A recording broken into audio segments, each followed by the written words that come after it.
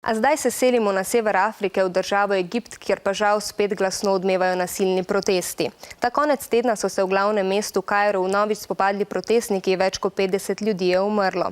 Policija je uporabila solzivec in streljala v zrak, številne protestnike naj bi poteptala in aretirala.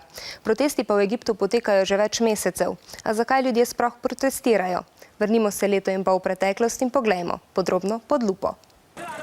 Pomlad 2012.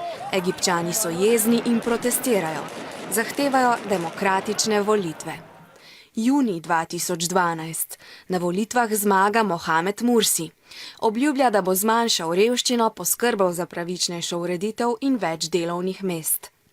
Ko pride Mursi na oblast, nekateri menijo: Mursi ni dober predsednik. Skrbi le za tiste, ki mislijo enako kot on. Mursi je musliman in član organizacije Muslimanska bratovščina. Kot predsednik se zavzema, da bi imel islam veliko večjo vlogo v državi, kot je imel prej. Začnejo se protesti ter spopadi med podporniki Mohameda Mursija in njegovimi nasprotniki. Egiptovska vojska s tanki poseže med protestnike in odstavi Mursija. Oblast prevzame general Abdel al-Sisi.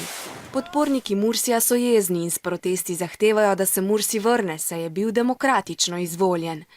Temu nasprotuje močna vojska, ki jo vodi Abdel al-Sisi. Avgusta letos želi vojska proteste nasilno končati. Pri tem umre na stotine Mursijevih privržencev, pripadnikov muslimanske bratovščine.